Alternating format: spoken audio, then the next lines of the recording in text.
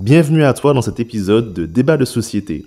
Dans cet extrait, je débat avec mon ami Florian sur mon projet de vie au sens large, notamment sur les 4 piliers que j'ai identifiés pour changer la société en profondeur.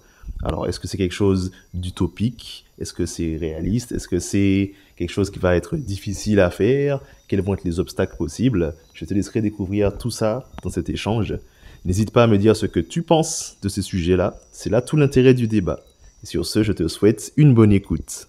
Mon projet de vie, il est très simple. C'est de construire un monde dans lequel les piliers sur lesquels repose la société permettent l'épanouissement individuel et collectif.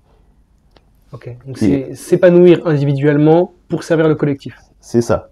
Et vice-versa. Parce que quand tu es entouré de gens heureux, tu as tendance à être plus facilement heureux parce qu'ils ont une bonne énergie. Je pense que c'est aussi le rôle de toute entreprise. En interne, je pense que c'est ce qu'il faut viser déjà. C'est ça. Et les 4 piliers en question, c'est l'éducation, le monde du travail, l'économie et la religion.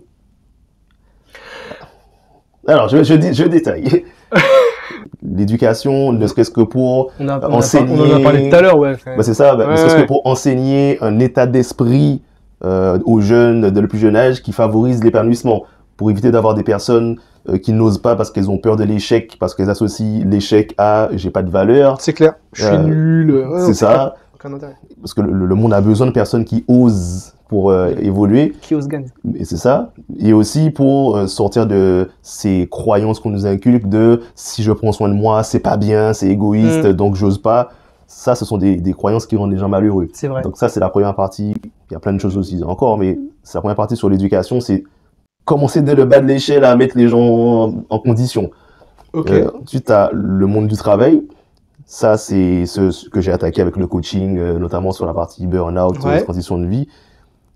Pour résumer, le monde du travail actuellement, le but, c'est pas que tu sois épanoui, c'est que tu sois productif. On te dit, va à l'école, trouve un travail avec le salaire, les vacances, les congés, rends-toi utile. Et si c'est pas épanoui, c'est pas grave, tiens le coup jusqu'à la retraite et après tu seras heureux, t'inquiète. All right. Ça, le mieux qu'on te souhaite, c'est d'être en bonne santé pour continuer à travailler. Ouais. Ça, et on sait qu'à la retraite, il te reste encore une vingtaine d'années à travailler, mais tu ne profites pas pleinement de ces 20 ans, puisque au bout de généralement les 10 premières années, tu commences déjà à avoir des problèmes de santé. Sachant que tu payes ta mutuelle tout seul, tu vas peut-être forcément prendre une mutuelle bas de gamme. Donc tu vas avoir une mutuelle qui va peut-être pas tout rembourser, et tu vas du coup faire une croix sur certains aspects de ta santé. Et donc ta vingtaine d'années, on souhaite à tout le monde de l'atteindre, mais tu vas pas voyager pendant 20 ans aux Seychelles, en Thaïlande, en Amérique latine, voir le Machu Picchu, t'en auras plus la force. Donc non, c'est vraiment, c'est malheureux. Ouais, je suis assez d'accord. Il y a un schéma de pensée sur ça, autour de ça, qui est vraiment bête. Ouais, c'est le monde du travail aujourd'hui. Et on oublie un chiffre que j'ai entendu il y a quelques années, ça m'avait marqué. T'as une personne sur 5 qui n'atteint pas l'âge de la retraite. C'est énorme quand même. Sans compter ceux qui l'atteignent en piteux état et tout. Enfin, moi, j'ai ma façon de penser depuis que j'ai vécu le burn-out, aussi la dépression et tout. Une fois que tu comprends que la vie est courte, tu sais pas combien de temps il te reste à vivre en fait. C'est ce qui fait que la vie est belle en fait. C'est ce qui fait qu'elle a de la valeur. Mais repousser ce que tu peux faire maintenant. Justement, je prends le problème à l'inverse. T'imagines si on te dit au bout de ta 3e année de vie, bon bah voilà, toi, t'as 50 ans à tirer quoi. Voilà. Tu vas te booster quand? Non. Au bout de la 40e année, tu vas dire bon, allez, tu peux pas accorder de la valeur à quelque chose qui est acquis. Ouais, je suis d'accord. Si on te dit il te reste 50 ans à vivre, bah, ces 50 ans ils sont acquis. Donc tu vas pas les exploiter en disant chaque jour est un cadeau et tu seras blasé en fait. C'est clair. Non, c'est clair. Et c'est pour ça que tu seras plus dans le truc de la vie est un outil qu'il faut que j'utilise. Tu dis ben j'en ai à perpète, un jour j'utiliserai. Ce serait horrible en fait. C'est clair. Donc ça c'est la partie sur le monde du travail, un vrai souci. Oui, et puis changer ces mentalités de c'est normal de souffrir au travail, le travail c'est pas fait pour être bien, il y a les vacances pour clair. Ça. Non. C'est bon, ça va, t'as 30 jours de vacances dans l'année, tu vas pas te non plus. Juste non en fait.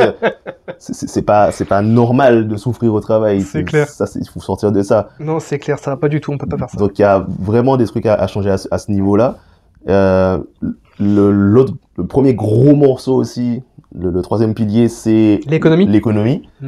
Parce que tu penses qu'on est sous-payé en France? C'est même pas une histoire d'être sous-payé. Okay. C'est parce que le fonctionnement de notre économie de consommation au sens général, de cette manière-là. Le mal-être des gens alimente cette économie. Parce que quand tu es mal, bah, tu vas essayer de consommer de façon compulsive pour combler ce manque que tu ressens quelque part.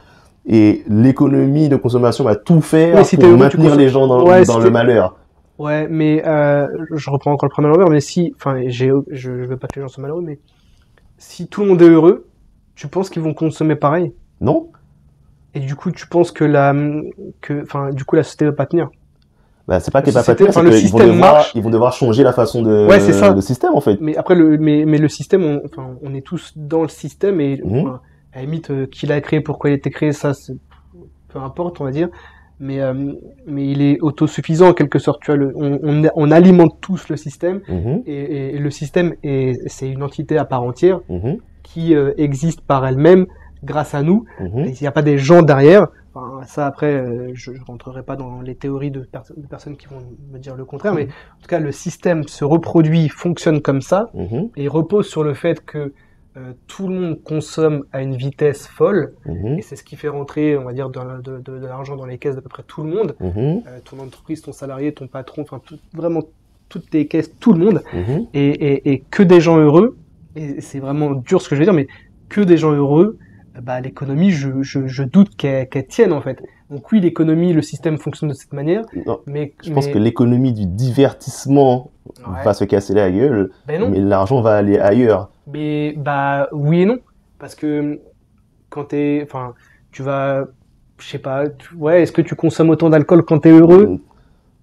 En fait, t'es moins dans en fait, tous ces trucs qu'on fait quand on n'est pas bien, de vouloir se changer les idées, de vouloir avoir du plaisir intense, immédiat pour oublier qu'on va pas bien, ce genre d'économie-là va se casser un peu la gueule parce qu'elle vit de ça. Du coup, c'est quoi l'économie de demain? Bah, c'est pour ça que je te dis que le pilier... c'est quoi l'économie des gens heureux? Bah, en fait, c'est pour ça que je te dis que c'est un pilier à travailler, c'est de construire une nouvelle économie, un nouveau type de fonctionnement. L'économie des gens heureux. Voilà, c'est ça. Parce mais les gens heureux, ils ont plus de besoin à combler. Et là... Si. Le bonheur, c'est pas de plus avoir de besoin, c'est d'avoir trouvé une façon saine de les satisfaire. Ouais, mais regarde, si on va plus au McDo. Tu vois, là, on n'a pas encore mangé. Et moi, je commence à avoir faim, là, aussi. Moi, j'aime beaucoup ne pas manger. J'ai pas le droit de dire ça, parce qu'il y en a qui mangent pas à leur faim. Mais je veux dire par là que, j'ai l'habitude de pousser ma faim jusqu'au bout. Et, ce qui fait que j'apprécie encore plus ce que je me mets dans le ventre, tu vois. Mais ça, si je vais faire un parallèle qui est forcément une erreur, mais je vais au bout, c'est pas grave. Si je suis heureux, tu vois, si tous mes besoins sont comblés, je fais comment pour apprécier mon McDo, quoi. Tu auras toujours faim. Je sais pas si t'auras toujours besoin de manger. Oui, mais la faim, elle a pas le même impact. Non, c'est pas parce qu'il y a à manger que t'as plus faim. T'auras toujours le plaisir de satisfaire la faim. Je sais pas. Bah si. Bah, on vit dans un pays où on a à manger à profusion. Bah, tu kiffes alors à ton McDo, d'avoir ton truc. C'est comme si tu vis dans le tiers-monde. Tu dis, je me demande s'il y avait à manger à profusion, si j'aimerais toujours manger. Non, tu auras toujours envie de manger. Ça, c'est un besoin de base. Le besoin de manger, de boire, d'avoir à toi. Non, j'essaie de me projeter. C'est quoi l'économie des gens heureux? Par exemple, c'est peut-être les voyages. Les voyages ou faire la fête. Ça. Est-ce que si les gens sont heureux, ça va toujours fonctionner? Bah, je pense que oui. C'est juste qu'on va le faire dans une autre optique. On va voyager, pas parce qu'on a envie de fuir une réalité qu'on n'aime pas, mais parce qu'on a envie de découvrir les choses, de rencontrer des choses, de se réaliser, d'ouvrir son esprit. Et on va faire la fête, pas pour se bourrer la gueule et pour arrêter de penser, mais parce qu'on a envie de passer un moment avec des amis, de s'amuser, de se défouler. Les choses vont continuer à fonctionner, mais ce sera pas forcément avec cette même intensité et dans le même état d'esprit. Pour arriver à ça, il faut tout casser. Bah, ça va nécessiter de casser au fur et à mesure pour remplacer au fur et à mesure. Non, je crois pas, non. Moi, je pense que pour que ce pilier change, il faut le casser très fort d'un coup. Bah, c'est le but de faire des gens heureux. C'est que quand tu as une majorité, enfin même pas une majorité, c'est ce qu'on appelle la masse critique.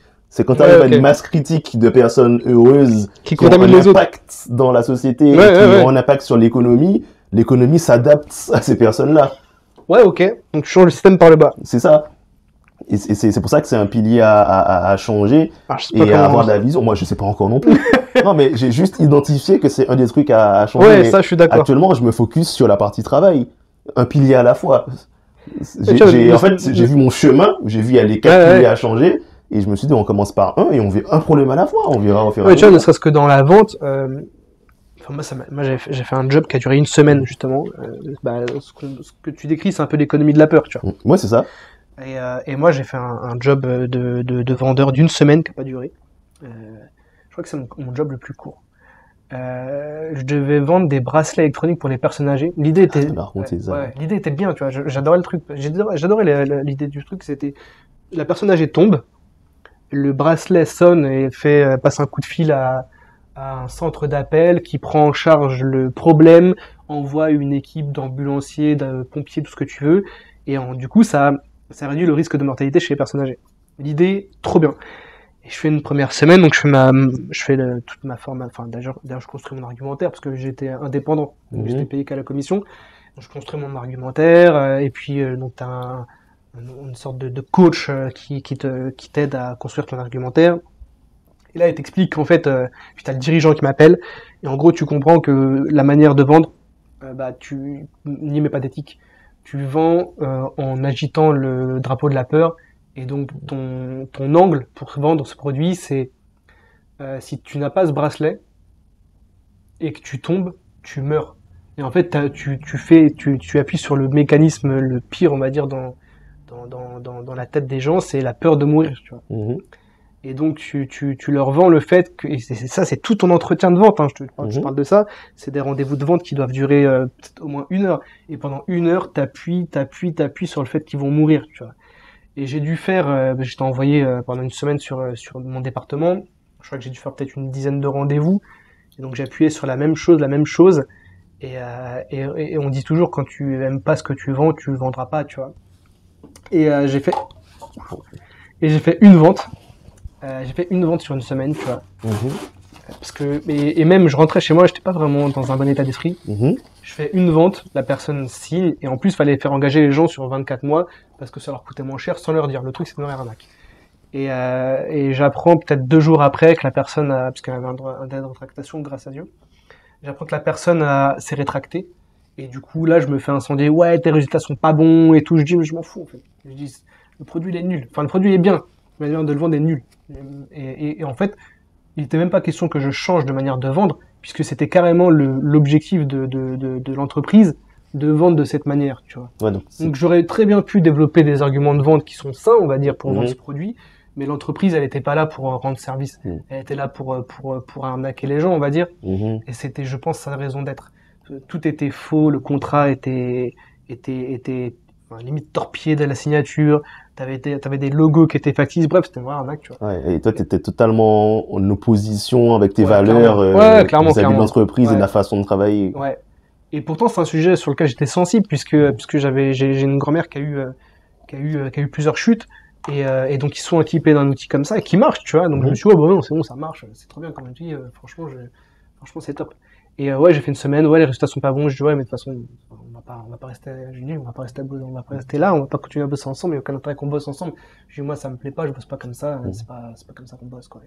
Mais tu vois, il y en a à ce C'est de bosser stade-là, ensemble. ils se seraient dit, je suis pas fait pour être commercial, ça Ouais, me va c'est pas, clair. il faut être méchant et tout. Ouais, c'est clair. Et c'est là. C'est faux, tu peux vendre C'est sans.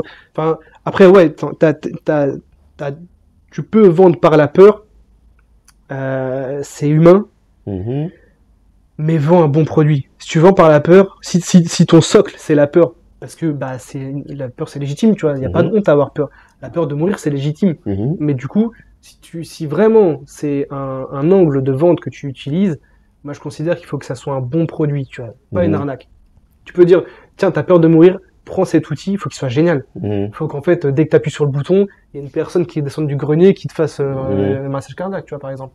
Mais tu vois, le problème, c'est pas de vendre par la peur, c'est de vendre un mauvais produit en utilisant un mécanisme qui est puissant, tu vois. Ouais, en fait, c'est surtout ça qui te gênait, c'était de vendre un mauvais produit. Ouais, c'est clair.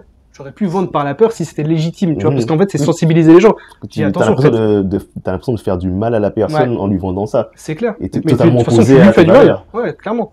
Non, vendre par la peur, c'est à la limite pas un problème si c'est dans l'intérêt de la personne. Parce qu'en fait, ça s'appelle sensibiliser. Oui, c'est dans la bienveillance. Ouais. Et c'est là où je te parlais tout à l'heure de la différence entre être dans la bonne direction, sur la bonne voie, et être, enfin, plutôt de la différence entre être dans la bonne direction, mais sur la mauvaise voie. Ouais, c'est clair. Là, t'avais envie de servir les gens et d'aider les gens, et c'était une façon qu'ils pouvaient le faire, sauf que la façon de le faire était opposée à tes valeurs. C'est clair. Ça te faisait souffrir, ça t'épuisait parce que t'étais pas sur la bonne voie pour le faire. Il te fallait juste un réalignement, et c'est pas forcément de changer de métier, c'est de changer d'entreprise, de produit, de contexte dans lequel tu le fais. Ouais. Et ça, c'est... Donc ouais, ça c'est sur la partie économie. Tu vois, il y a du boulot sur l'économie. Autant le monde du travail et l'éducation. C'est pour ça que l'économie et la religion, c'est des trucs que c'est un peu pour plus tard, parce que c'est un gros morceau, et j'ai besoin d'être millionnaire avant. Parce que j'ai besoin d'être autonome et que personne puisse me dire « je te finance, donc tu fais ce que je veux ». J'ai besoin d'être mon propre financeur. Et le dernier point, c'est sur la religion. Alors là, c'est un sujet un peu... Ok, je m'accroche. J'ai mis mes deux mains contre les autres. Non, en fait, c'est pas dans le sens de remettre en question les croyances des gens et tout. C'est, non, je pense. C'est plus, il y a des... Leur rapport à... En fait, c'est même pas... Est-ce que tu parles pas plutôt de spiritualité au lieu de religion? Alors, je parle de la religion en tant que... Comme l'école. Enfin, j'aborde le sujet de la religion un peu comme l'école. Est-ce que tu coupes la caméra ou pas? Non, mais je suis assez aligné avec ça. En fait, je remets en question c'est de la même façon que l'école, il y a des idées reçues ou des croyances qu'on transmet à travers la religion. Ouais. Et ça dépend encore des religions, qui sont, qui sont en opposition avec ce qu'il faut pour l'épanouissement. Voilà, qui sont pas, qui empêchent les gens d'être épanouis. Mais c'est pas vraiment le truc de si Dieu existe ou pas, c'est même pas ça le problème. Non, c'est clair. C'est ne serait-ce que, l'une des raisons, et là on va rentrer sur un truc un peu plus profond, l'une des raisons, l'un des gros sujets à ce niveau-là, c'est la dichotomie entre le bien et le mal. C'est-à-dire le fait de voir le bien et le mal de façon jugement de valeur. Les opposer, quoi. Les opposer, et c'est ce que tu mets dans bien et mal. C'est-à-dire Yang est contre ça. Que ça, tu vois, t'as du noir et du blanc, et puis t'as un trait. Puis le yin et le yang, c'est pas le bien et le mal. En plus, non, mais je veux dire, comme quoi, il n'y a pas de raison d'opposer ces deux systèmes, parce que. C'est un tout. Ouais, tu vois. Mais quand il y a un homme, il y a une femme. Quand il y a un homme, il y a une femme aussi. C'est l'équilibre. Dans le yin et le yang, t'as trois trucs. T'as le yin et le yang et le petit boule au milieu aussi. Exact, ouais. De chaque côté. C'est ça. Et en fait, je sais pas, c'est un sujet un peu plus poussé, mais le fait de penser en termes de bien et de mal. Est-ce que c'est mal ce que je fais? Est-ce que c'est bien ce que je fais? En fait, t'es dans un jugement de valeur et plus dans la compréhension. Tu t'autoflagelles en plus. C'est ça, en fait, t'es dans la condamnation et plus dans la compréhension, que ce soit pour toi et pour l'autre. Ouais. Et du coup, le fait de dire, non, est-ce que c'est bien ou est-ce que c'est mal? Qu'est-ce qui me pique là? En fait, c'est libérer les mœurs? Là, c'est un sujet qui, attention, ça nécessite d'être approfondi. Là, je vais te le résume. Ouais. Mais pour moi, la clé de ça, c'est de comprendre que les deux forces qui gouvernent le monde, c'est pas le bien et le mal. C'est l'équilibre entre les deux. Même pas. C'est l'amour et la peur. Ok. J'aurais pas mis la peur en face de l'amour. Eh ben, vraiment. Et ça, c'est lié. Et ça, c'est des clics que j'ai eu dans mon expérience de la dépression. Je vois bien le lien avec l'amour. Parce qu'on a été à la même école. Enfin, t'as plus développé ça que moi précédemment. Bon, en tout cas, on a fait la même conférence. Moi, c'est une conférence qui m'a ouvert sur le sujet. Pour toi, tu étais déjà sensible à ça. Donc, je vois bien le lien, je vois bien l'intérêt de l'amour. Et d'ailleurs, c'est, je pense, le message sous-jacent de toutes les religions. Je vois bien l'intérêt de l'amour dans la vie des gens. L'amour avec un grand A, pas oui, on s'aime, tu vois. L'amour, le cœur, mais la peur, je vois pas. Pour comprendre la différence, pour comprendre cette complémentarité entre l'amour et la peur, c'est important de comprendre ce qu'est un être humain. L'être humain, c'est une enveloppe physique mortelle, donc qui vit dans la peur de mourir, parce que son seul objectif, c'est de perdurer. Et c'est une âme par définition immortel, Ouais, donc qui vit pleinement dans l'amour et l'altruisme. ok, L'être humain, c'est une combinaison de ces deux choses-là. ok. C'est pour ça Donc il est humain parce qu'il aime, qu'il sait aimer, et il est surtout humain aussi parce qu'il sait que c'est fini bientôt. Enfin, qu'il a une fin. Il y a de ça. En fait, l'être Ok. humain, c'est une combinaison de ces deux choses-là. Ouais, C'est- un juste équilibre entre les deux. Ben, en fait, la question, c'est pas une question de juste équilibre, c'est une question de nuance et d'ajustement selon le timing. Ok. Ouais, C'est-à-dire, mais je reviendrai juste après, je te dis d'accord. que sur l'être humain, c'est une combinaison de ces deux choses-là. Et quand tu ressens l'envie d'aider les autres, d'être altruiste, et en même temps l'envie de penser à toi, d'être égoïste, ce sont pas des sentiments contradictoires, ce sont des sentiments complémentaires. Mhm. Parce que tu as besoin que ton véhicule, ton corps, Et tu peux soit en servir bonne les autres en santé. te servant toi déjà. Ben, tu peux déjà, mais c'est surtout, tu peux pas servir les autres si toi t'es pas bien. C'est clair. surtout ça. C'est mort. Et c'est pour ça que Après, tu peux servir les autres. Enfin, tu peux te servir toi en servant les autres parce que enfin, aider les gens quand t'es pas bien. Je sais pas, enfin, j'ai pas encore vécu le fait d'aider. Enfin, si d'ailleurs, j'ai vécu le fait d'aider les gens quand j'étais bien, mais je sais que aider les gens quand t'es pas bien, ça fait déjà du bien. Ouais, parce qu'en Donc, fait, tu donc, te je suis fais pas du bien à totalement travers d'accord. les autres. Non, tu te fais du bien en aidant les autres. Ouais, en fait, c'est un service que tu travers. rends de toi à toi-même, parce que tu réponds à ton besoin, Ouais. à travers les autres, en aidant les autres. Ok. C'est ça l'intérêt, Ok, c'est je que vois. tu fais Ouais, ok, du ok. bien à toi en aidant les autres. C'est de Yes. toi à toi en aidant les autres. C'est la meilleure façon de fonctionner, en fait, hein. Bah, c'est bon pour l'estime de soi. Pour l'estime de soi et puis pour les relations. Ouais. C'est si tout le monde se fait du bien en aidant les autres, les relations Ouais, sont saines. c'est clair. C'est ça, les relations saines. Faisons-nous du bien, quoi. Ouais. Et quand tu parlais Aimons-nous vivants. c'est ça. Et quand tu parlais d'équilibre, ça aussi c'est un autre truc, c'est que pour être épanoui à différents moments de ta vie, Ouais. contrairement à ce qu'on pense, c'est pas d'être pile au milieu de l'amour et de la peur, c'est Ouais. de poser le curseur au bon moment, au bon Ouais, endroit. parce qu'en soi, la peur de la mort, il y a un malsain. Ben, c'est ça. Ben, quand t'as un moment où c'est anxiogène partout, tu sais pas où tu vas, il y a le feu C'est partout. même une force, je pense, la peur de la mort. Ben, c'est ce qui t'empêche de mourir. Parce qu'en fait, quand t'es dans l'extrême quand t'es dans c'est- l'extrême de la peur, ben, t'es en mode survie. Ouais. En mode, je pense à moi, à mon plaisir Ouais. immédiat, à limiter mes ressources, mon temps, mon énergie, je garde tout pour moi. Et quand t'es dans l'extrême de l'amour, t'es dans le don de soi et le sacrifice. Mhm. C'est vrai, ouais. Donc, en fait, tu penses plus du tout à ta survie. Ouais. Donc, en fait, Et l'un comme l'autre, tu peux te dégrader. en fait, c'est ça. Et en fait, l'idée pour ton épanouissement, c'est de poser le curseur, non pas au milieu, mais au bon endroit, selon Et ce le moment de curseur ta vie, dépend selon de le chaque curseur. personne. Ça dépend de chaque personne, ça dépend du contexte, ça dépend de ton objectif. Et c'est pour ça que c'est important de ne pas penser en termes de bien et de mal, mais en termes d'amour et de peur, pour comprendre que... Parce que quand tu penses en termes de bien et de mal, tu dis, mais si je pense à moi, c'est pas bien parce que je suis pas ouvert aux autres et tout, c'est mal. Et tu te retrouves avec des gens qui culpabilisent clair. de penser à eux parce qu'ils sont pas altruistes. Alors que quand tu penses en termes d'amour et de peur, si t'es dans un moment où t'es pas bien, t'es fatigué, il y a un contexte anxiogène et que tu ressens l'envie de prendre soin de toi, donc de tendre plus vers le mode survie, c'est nécessaire à certains moments pour pouvoir te ressourcer, te recharger et pouvoir ensuite remettre le curseur plus vers l'altruisme et aider les autres de nouveau. Mais ça, la vie, c'est un aller-retour entre les deux extrêmes, selon le contexte, selon ton besoin. Et ça, tu peux le faire sainement en t'écoutant dans la bienveillance que si tu n'es pas dans le jugement de valeur. Et c'est pour ça que je dis que déjà, pour aider les autres, il faut pas les juger. Déjà, et c'est ça en fait, c'est pour aider les autres et quand tu penses en termes de bien et de mal, encore une fois, tu es dans le jugement et la condamnation et pas dans l'empathie et la compréhension. Ouais, t'as des gens qui ont fait des erreurs, ils essayent d'en parler une fois dans leur vie à quelqu'un, cette personne va leur dire bah non, c'est pas bien, faut pas, t'es un con, quoi, tu vois.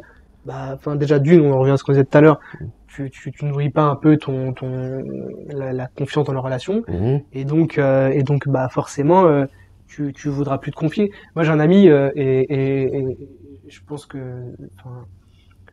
c'est ce qui me permet d'appuyer ce propos.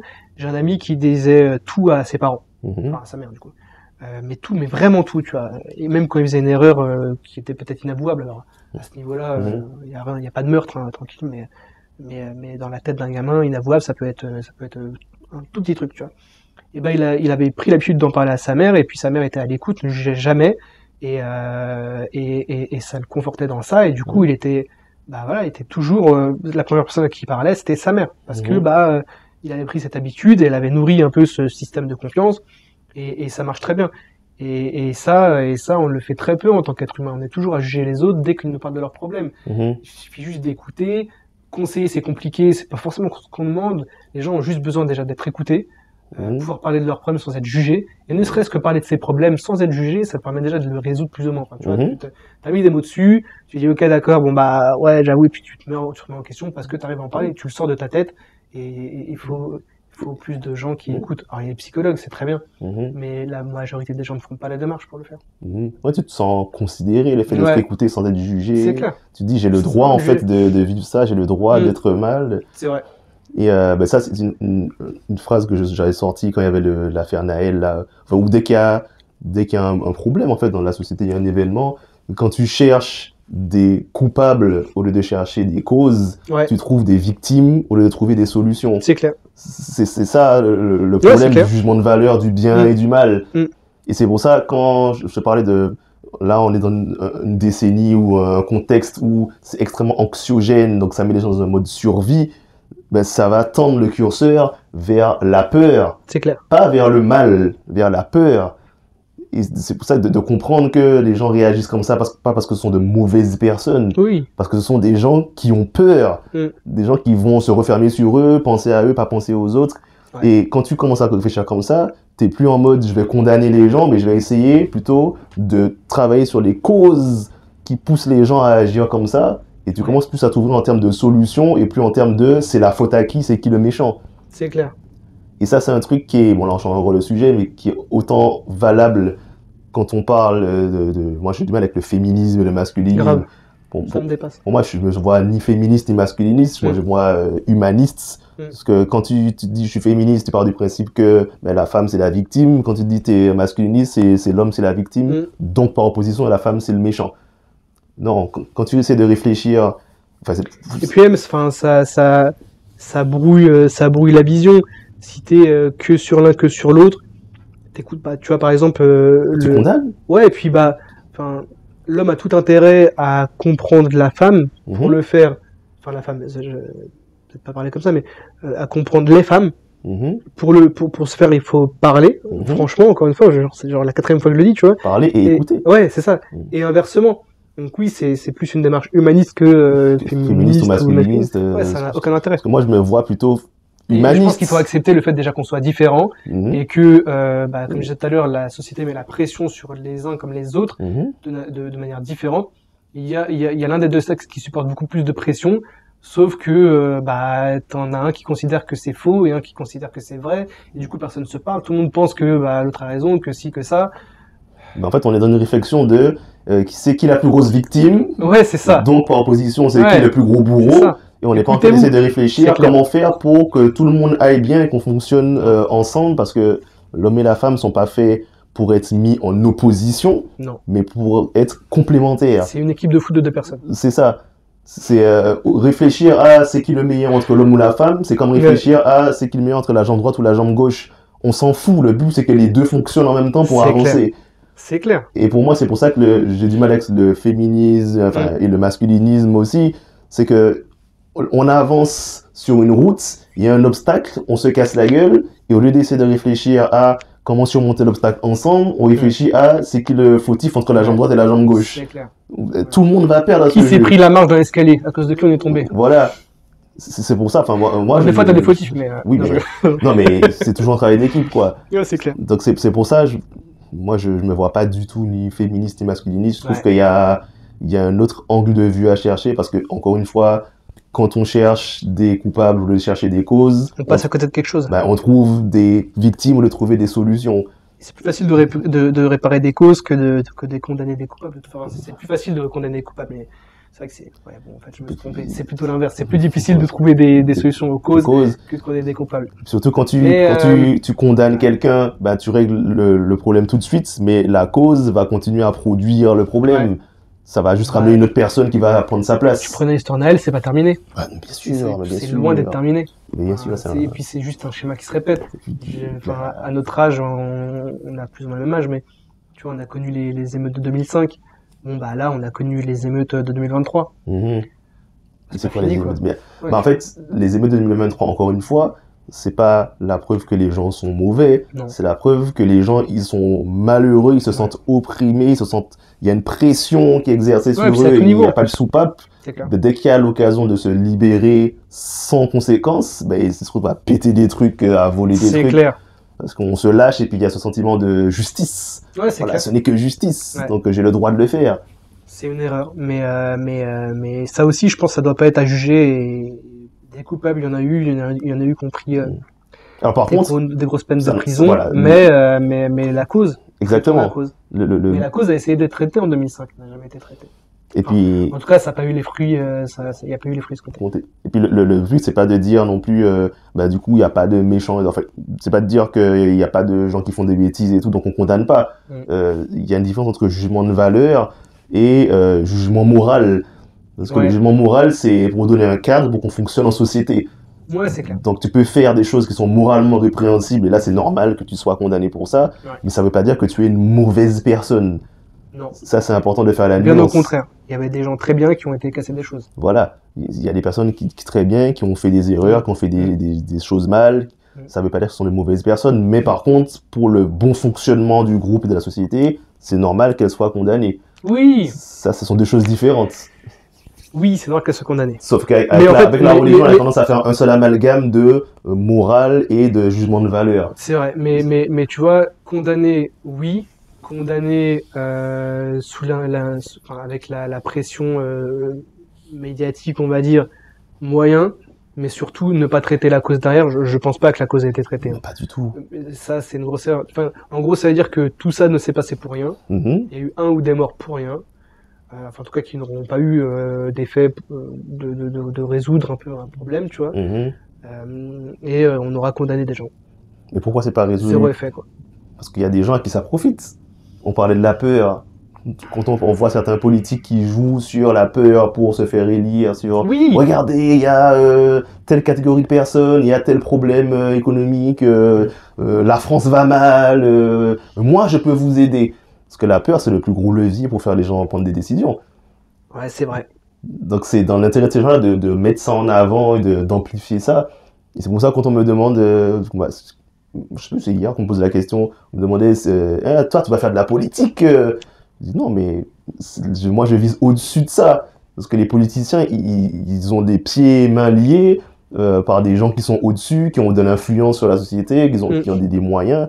Donc si tu veux vraiment impacter mais fortement la société, c'est plutôt dans le lobbying, dans une entreprise qui a un fort impact que tu auras plus de chances de changer les choses. Donc c'est pour ça que mon but aussi dans mon entreprise, c'est d'être autonome et de faire rentrer de l'argent, pas parce que l'argent, c'est parce que j'ai besoin de cet outil pour être libre de faire ce que je veux, pour aller dans la direction que je veux et pour avoir la force d'impacter aussi. Ouais, c'est la quête de la richesse, c'est pas de l'argent. Non, c'est ça, exactement.